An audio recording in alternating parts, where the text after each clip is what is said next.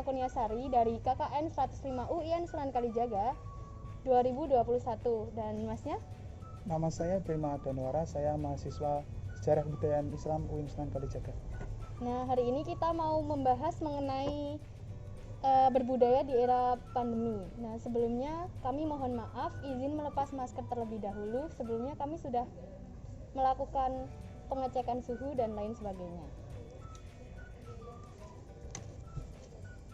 Oke, kita mulai ya Mas. Berbicara mengenai kebudayaan nih.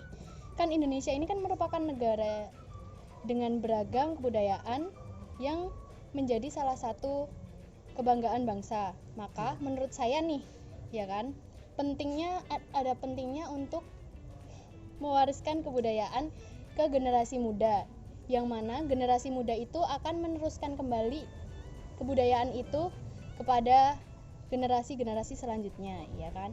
Iya. Sehingga kebudayaan itu tidak akan punah seiring berjalannya zaman. Nah, menurut Masnya nih, apa sih pentingnya kebudayaan di masa pandemi ini? Kalau menurut saya, sebelum kita membahas kepada pentingnya berkebudayaan bagi kita ya khususnya, dan bagi umumnya kepada masyarakat Indonesia, kita harus mengerti dahulu apa itu artinya budaya atau kebudayaan itu. Saya akan mencoba memberikan gambaran-gambaran atau penjelasan-penjelasan tentang budaya. Saya mengerucutkan budaya itu memiliki 3 arti, atau bisa menurut para ahli artinya itu ada banyak. Saya mengambilnya 3. Yang pertama, pada KBBI. Di KBBI itu artinya ide atau pikiran atau sesuatu yang sudah berkembang dan dilaksanakan yang sukar untuk hilang, yang artinya sudah terbiasa dilakukan. Terus yang kedua itu menurut Arthur Jensen, dan yang satunya saya lupa, dari Amerika, itu mengartikan budaya itu seperangkat peraturan, norma atau ide-ide dan juga kode. Nah, itu arti yang kedua. Yang ketiga itu menurut Selo Marijan dan Sulaiman Sumardi, itu pakar antropolog ya. Yang kedua tadi juga pakar antropolog, yang kedua dari Amerika, yang ketiga ini dari Indonesia. Dari Indonesia ini mengartikan bahwa budaya itu adalah hasil karya, rasa dan cipta manusia. Ya, dari 3 pengertian ini kita bisa mengambil Kesimpulan. Ya, mengambil kesimpulan. Yang kesimpulan itu kalau menurut saya ya, budaya itu adalah hasil cipta, karya dan rasa manusia yang berisikan tentang seperangkat peraturan, ide, gagasan, norma dan juga kode, seperti itu, yang sudah biasa dilakukan dan sukar untuk hilang. Ya, sebelum menjadi budaya, ini ya agak panjang dikit ya, soalnya karena budaya itu kan ya pertama rumit juga dan juga perlu dipahami gitu. Jadi unsur-unsur budaya itu juga ada 7. Kalau kita belajar budaya itu ada 7. Ada juga yang mengatakan 6. Kalau di sini saya mengatakannya 7 ya. Yang pertama itu bahasa, yang kedua pengetahuan, yang ketiga itu religi, yang keempat itu mata pencaharian, yang kelima teknologi, yang keenam kesenian, yang ketujuh adalah mata pencaharian itu tadi, teknologi. Nah, 7 ini mempengaruhi adanya atau munculnya suatu kebudayaan. Ya, contoh saja ya, mata pencaharian. Mata pencaharian ini erat kaitannya dengan kesenian. Kenapa bisa begitu? Contoh, orang yang pandai tari seni atau yang apa itu kan kemudian memanfaatkan juga kan. Kita melestarikan kebudayaan dan juga mengambil sisi positifnya, yaitu dan ekonomi juga bisa dijadikan mata pencaharian. Selain itu juga yang mungkin tren-tren pada saat ini ya, kalau di kampung itu kan dulu itu budayanya menanam padi itu tandur. Tandur itu apa? Artinya tahu nggak Pak? Menanam mundur. Ya, menanam dengan mundur. Kalau sekarang itu tandur dengan mesin. Nah, budaya kan sudah bergeser karena adanya teknologi. Makanya unsur dari budaya itu salah satunya teknologi itu tadi. Ya, setelah adanya 7 ini kemudian menjadi wujud budaya. Wujud budaya itu ada 3. Yang pertama ide, gagasan, pokok peraturan dan juga kode itu tadi. Yang kedua yaitu kelakuan, aktivitas atau kegiatan budaya. Yang ketiga itu wujud. Wujudnya yaitu benda. Nah, kenapa bisa dikatakan benda? Contohnya Mbak tahu kapak? Iya. Ya, kapak itu kan merupakan alat ya, dan itu benda juga. Itu bisa digunakan memotong pohon. Nah, itu digunakan masyarakat tertentu, Iya. budaya masyarakat sana. Mungkin di sini ada yang kalau orang Jawa itu pisau gede. Nak ngarani kalau peribahasanya kalau orang Jawa Timur arit gede. Ya itu kan buat nanam buat nebang pohon. Lah kalau budayanya orang-orang di luar Jawa mungkin ada yang kapak itu tadi. Salah satunya. Terus ada juga batik. Ya itu sudah terkenal dan mendunia. Nah itu merupakan wujud dari budaya yang berupa benda. Nah itu. Terus kalau ide itu kalau ide gotong royong. Iya. Nah gotong royong itu merupakan ide atau gagasan pokok pikiran yang kemudian direalisasikan kepada tindakan atau aktivitas manusia. Nah oke, terus berkaitan dengan pentingnya apa tadi soalnya? Pentingnya Berkebudayaan ya di masa pandemi ini. Itu sangat penting ya, karena budaya itu merupakan identitas bangsa ya. Kalau ini sama saja masuk ke ranahnya fungsi budaya ya. Fungsi budaya kalau nggak salah ada 6. Kalau saya ingatnya cuma 3 ya. Ada identitas, batas, dan satunya saya lupa. Pokoknya ada 6, saya lupa. Yang penting itu identitas. Karena apa? Indonesia ini identitasnya di luar, bagi orang luar negeri itu apa? Kita adalah orang yang gotong royong. Itu yang pertama. Akan tetapi gotong royong pada masa pandemi ini agak menurun. Iya. Kenapa bisa dikatakan menurun? Contoh ya, ini contoh. Mungkin di desa itu ada seseorang yang kena musibah COVID istilahnya ya. Musibah COVID ini. Mereka itu seharusnya sebagai warga negara Indonesia yang erat dengan gotong royong itu, dan khususnya di desa itu seharusnya harus mensupport, bukan menjauhi. Oke, kita menjauhi penyakitnya, tapi tidak menjauhi orangnya. Oke lah, seperti itu. Itu yang harus ada pada masa pandemi ini. Gotong royong itu sangat penting, sangat penting. Karena apa? Ini kalau kata bapak saya sendiri ya, obat dari penyakit itu adalah yaitu saling mengingatkan pertama, yang kedua silaturahmi. Nah, obat itu seperti itu. Contohnya kalau kita misalkan ya semoga saja nggak kena COVID ya. Kalau kita isolasi mandiri ya, kita posisikan diri kita sebagai yang kena COVID ya. Kita nggak ketemu siapa-siapa, nggak ada yang WA. Ya ada misalkan seseorang 1-2, tapi itu orang jauh, bukan dari tetangga. Miris nggak? Iya, miris. Ya, kalau kita itu pasti miris, itu pasti. Tapi sebagai warga negara yang baik dan erat akan gotong royongnya, marilah kita tanamkan kembali lagi, kuatkan lagi ke gotong royongan kita. Ya karena apa? Gotong royong itu sebagai support moral. Kita nggak bisa membantu secara ke dokter atau apa, karena kan COVID nggak boleh bertemu kan ya. Iya. Kita ya minta WA ke teman, ke siapa, kita support, semoga cepat sembuh, patuhi protokol dan minum obatnya. Kalau enggak ya kita bisa mengirimkan makanan lah gitu. Istilahnya kita memberikan yang kita punya, otomatis dia itu akan semangat. Ya semangat, karena apa? Ya temannya aja mensupport supaya sembuh, berarti kita harus semangat untuk sembuh. Nah, maka dari itu penting nggak kalau budayaan itu dimasukin? Sangat penting kalau menurut saya, seperti itu. Udah. Oke. Selanjutnya kan di masa pandemi ini itu tuh seluruh kegiatan-kegiatan itu dialternatifkan ke teknologi digital nih, ya kan? Iya. Nah, termasuk kebudayaan. Bisa dikatakan bahwa pandemi COVID ini tuh seakan-akan menjadi katalisator yang penggerak perkembangan kebudayaan, ya kan? Melalui daring atau online gitu. Iya. Nah, ditambah lagi dengan adanya PPKM yang sudah memasuki level 4 ini kan ya. Nah, itu tuh memacu adanya penurunan interaksi antar masyarakat untuk dalam melestarikan kebudayaan, ya kan? Iya. Nah, contohnya itu tuh kebudayaan di Desa Sidorejo. Itu tuh dulunya ada jatilan. Nah, semenjak ada PPKM ini itu tuh acara sementara dihentikan karena ya itu tadi PPKM. Nah, kira-kira seperti apa nih pendapat Mas tentang kebudayaan di masa pandemi? Apakah mengalami penurunan atau peningkatan? Oke.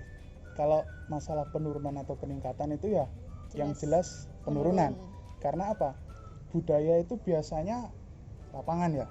Lapangan mengumpulkan massa dan juga orang banyak itu ya. Iya. Artinya kalau bicara sekarang pastinya menurun. Karena apa?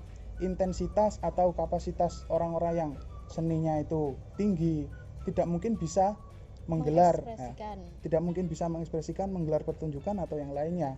Karena apa ya itu peraturannya seperti itu. Tapi ada juga peningkatan. Apa peningkatannya itu yang sekarang itu budaya sadar akan kesehatan. Oh iya. Itu yang meningkat. Ya ada plus minusnya sendiri. Mungkin bagi budaya yang istilahnya budaya leluhur mungkin ada sedikit penurunan di pergelarannya. Tapi kalau budaya yang baru seperti memakai masker, mencuci tangan itu naik, meningkat. Karena apa? Adanya yang seperti ini, kondisi yang seperti ini. Artinya ya ada plus minus, ada juga ada plus ada minus juga seperti itu. Kalau di masa yang sekarang ini mungkin lebih cenderung pergelaran budaya kepada media ya, daring atau melalui YouTube, Instagram dan yang lainnya seperti itu. Kalau saya seperti itu. Oke. Nah, selain itu menurut saya nih, sekarang kan ini anak-anak Indonesia itu kurang sadar akan adanya kebudayaan. Apalagi ditambah dengan sekolah yang daring gitu loh. Mereka sibuk belajar di rumah gitu segala macam kan. Nah, menurut Mas nih, sekarang anak-anak Indonesia sudah sadar apa belum melestarikan kebudayaan di saat pandemi ini? Sudah sadar atau belum ya? Iya, kurang ya. Susah jawabnya. Soalnya gini, kalau dibilang sadar atau belum mungkin masih itu ya kurang ya. Karena apa? Indikator kurangnya itu mungkin dari orang tua juga kurang mensupport. Nah, bukan mensupport sih, bukan mensupport, kurang memberikan dorongan. Oh iya. Biasanya kalau belajar ya belajar aja, tapi tidak mengenalkan budaya-budaya. Contohnya contoh kecil aja. Budaya Indonesia yang mungkin ada di rumah, itu apa? Sopan santun kepada orang tua. Nah, mungkin itu ya diajarkan, tapi mungkin penerapannya kurang. Nah, mungkin itu sebagai salah satu contoh kurang sadarnya anak-anak itu ya, karena ya mungkin salah satu faktornya orang tua kurang. Yang kedua, kurang kreatifnya anak sendiri. Karena apa? Zaman sekarang itu kebanyakan anak-anak itu tugas itu yang ngerjain orang tuanya gitu. Ya, itu kurang kreatif. Terus biasanya kalau istilahnya orang Jawa itu orang-orang anak-anak sekarang itu didulang. Tahu didulang nggak? Disuapi. Nah, istilahnya kita nggak mau berkreasi. Kita yang istilahnya nunggu materi. Kalau ada pergelaran ya kita lihat, nggak kita mencari. Nah, itu mungkin kurangnya itu, kurang sadarnya itu. Jadi mungkin bisa kreativitasnya bisa dinaikkan lagi ya, agar budaya yang ada di Indonesia itu yang pertama masih bertahan dan mungkin bisa diteruskan atau dikembangkan. Kalau budaya sampai hilang itu jangan, tapi kalau berkembang dan ditambahi atau memodernisasi itu boleh, tapi dengan batasan-batasannya sendiri. Seperti itu kalau menurut saya. Nah, terus kalau membicarakan tentang agar budaya ini kayak upaya agar tidak punah nih, ya kan? Itu tuh kira-kira bagaimana sih cara melestarikan dan menanamkan kebudayaan pada anak-anak di masa pandemi yang cenderung ke arah digital ini? Agar budayanya nggak hilang ya? Iya. Mungkin ada, kalau saya mengerucutkan itu ada 6 ya. Ada 4 kalau nggak 5. Yang pertama, kita sebagai pemuda dan juga warga negara, yang pertama mau mengenali budaya kita. Istilahnya kalau tak kenal maka tak sayang gitu kan. Artinya kita juga harus mencoba mengenali, meskipun mbaknya rumahnya mana? Kulon Progo. Ya, Kulon Progo. Saya kan nggak tahu kan budaya saya gimana. Kalau saya nggak tanya, nggak mungkin tahu kan. Artinya harus saling terbuka, mau mengenali, itu yang pertama. Yang kedua, mau melestarikan. Melestarikan itu artinya kita mau terjun langsung, itu artinya ya mau belajar, mau ikut serta dalam pola latihan, pola dan yang lainnya, itu melestarikan. Yang ketiga, kita bisa mengenalkan. Tadi ada mengenali dan ada mengenalkan. Artinya mengenalkan kita sebagai pelaku budaya atau orang yang mengerti budaya, mengenalkan kepada masyarakat. Kalau pergelaran budaya contohnya tari, itu sebetulnya juga mengenalkan kepada masyarakat yang belum tahu. Yang sudah tahu itu kan merupakan suatu bisa dijadikan tontonan juga, bisa juga ilmu kan. Nah, artinya yang pelakunya itu juga kreatif untuk mengenalkan. Nah, seperti itu. Terus yang keempat itu bangga terhadap budaya Indonesia. Nah, itu yang paling penting seperti itu. Ya bukan menyindir atau apa ya, tapi faktanya seperti itu sih. Kebanyakan anak-anak sekarang itu lebih memilih tontonan yang hype daripada tontonan yang istilahnya banyak nilai-nilainya. Saya sendiri seperti itu soalnya.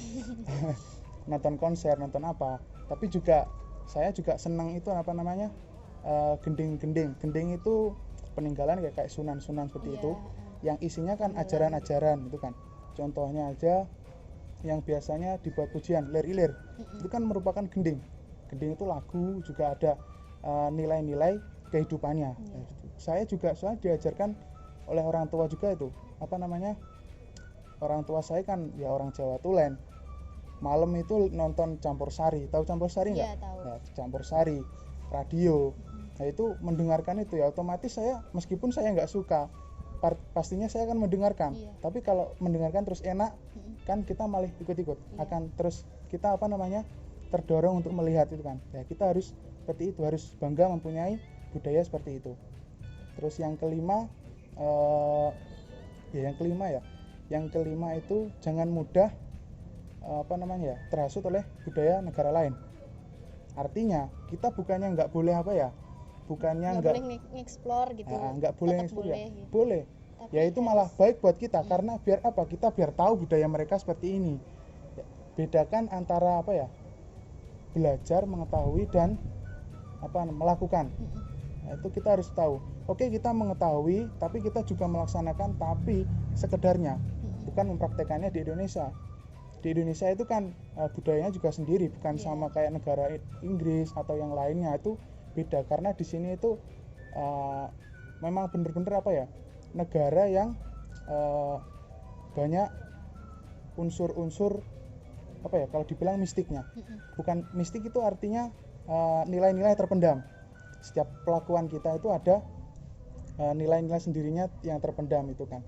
Ya, maka dari itu kita tidak boleh terhasut oleh budaya-budaya negara lain. Oke, kita boleh mengetahui, boleh memakainya, tapi sewajarnya, nggak usah berlebihan.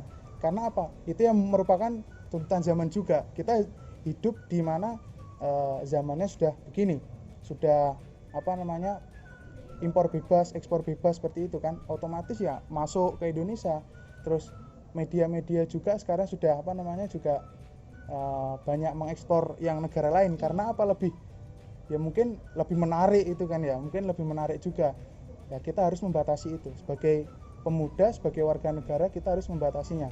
Nggak boleh terlalu terlalu menjurus ke negara orang lain. Kita ya harus mencintai yang ada di Indonesia. Seperti itu kalau menurut saya. Nah, sekarang kan anak-anak muda ini sudah sangat tidak asing dengan adanya smartphone tuh. Karena kehidupan sehari-harinya ya sekolah online gitu kan. Nah, menurut Masnya nih, apa aja sih atau aplikasi apa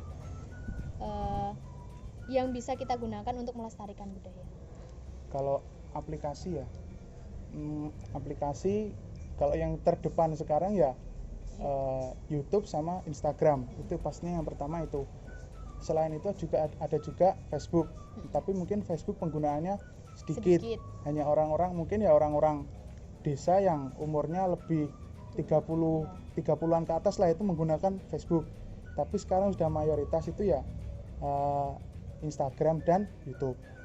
Mungkin kalau pengen tahu budaya-budaya ya ini budaya Jawa khususnya itu ada di Instagram budaya Jawi. Itu di sana ada banyak. Mungkin ada contoh-contoh budaya seperti tarian-tarian, reog, tahu kan reog, terus mungkin ada kebudayaan desa setempat atau yang lainnya juga ada banyak sekali. Mungkin kalau teman-teman semua mau biar bisa direpost di Instagramnya itu gampang. Kalau memposting di tag aja budaya Jawi itu mesti biasanya kalau itu mesti biasanya di repost ya di repost seperti itu. Karena yaitu tempat belajar media sekarang itu banyak, bukan hanya di sekolahan kan ya. Kita bisa mendapatkan melalui Instagram juga, melalui YouTube juga.